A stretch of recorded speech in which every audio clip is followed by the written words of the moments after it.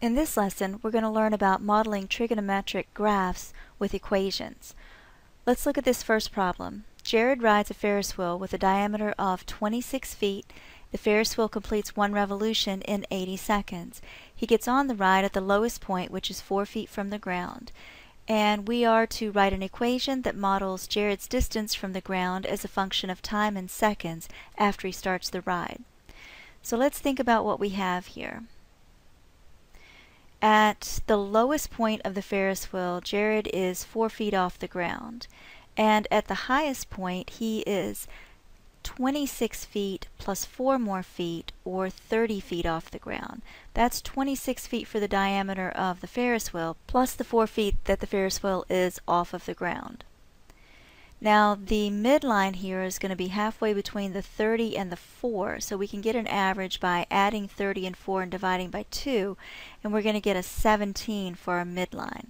So far what we have is that the midline is going to be y equals 17, and we can get the amplitude from this also. The amplitude is going to be from 17 to 30, which is going to be 13 feet. And we can check that by saying 17 minus 4 also, which is also going to give us 13. Let's put some points on the graph now.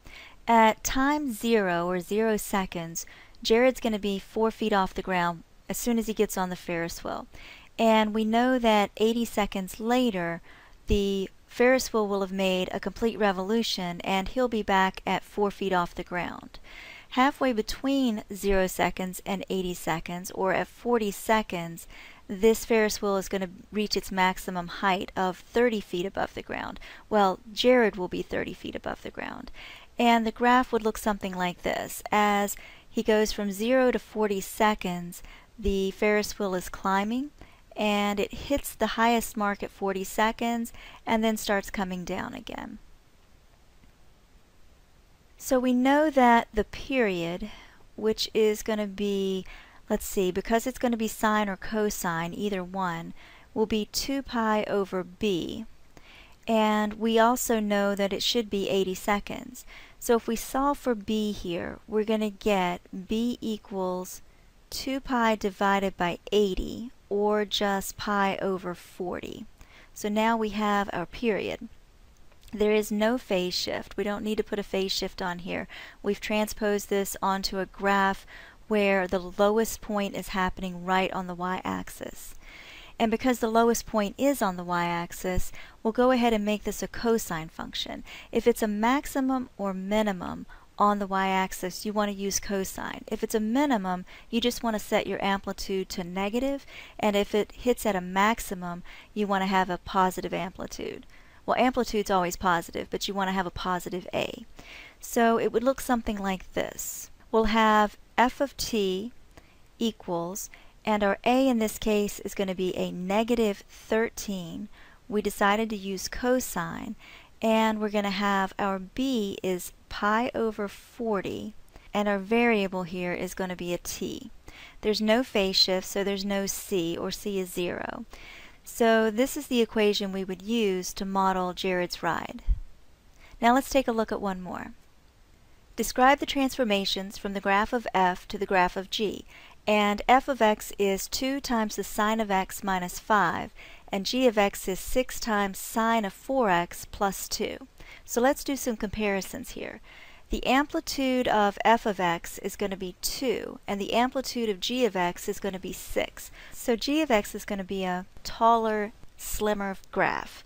That means there's a vertical stretch of f of x to get to g of x by a factor of 6 divided by 2, or 3. Let's put that down here at the bottom.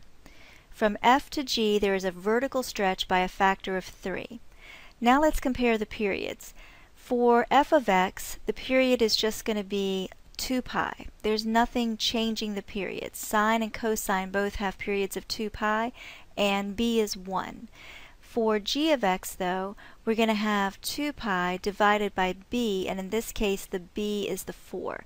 So 2 pi divided by 4, or pi over 2. Since g of x's period is smaller than f of x's, there's going to be a horizontal shrink going from f of x to g of x. And it's going to be by a factor of pi over 2 divided by 2 pi. So that's going to give us 1/4 after we simplify. So let's put that down here at the bottom. From f to g, there's a horizontal shrink by a factor of 1/4. Let's compare the phase shifts. For f of x, there is no phase shift, and for g of x, there's no phase shift. So there's not going to be a horizontal translation, but it does look like the midline is changing. For f of x, the midline is going to be y equals -5, and for g of x, the midline is going to be y equals 2. So to get from y equals -5 to y equals 2, we would do 2 minus -5 and see that there's a vertical translation of +7 units. Again, let's put that down here at the bottom. So from f to g, there's a vertical translation of 7 units. So I think this takes care of all the transformations from f of x to g of x. There's a vertical stretch by a factor of 3, a horizontal shrink by a factor of 1/4, and a vertical translation or vertical slide of 7 units. And now you know a bit more about modeling the graphs of trigonometric functions. See you next time!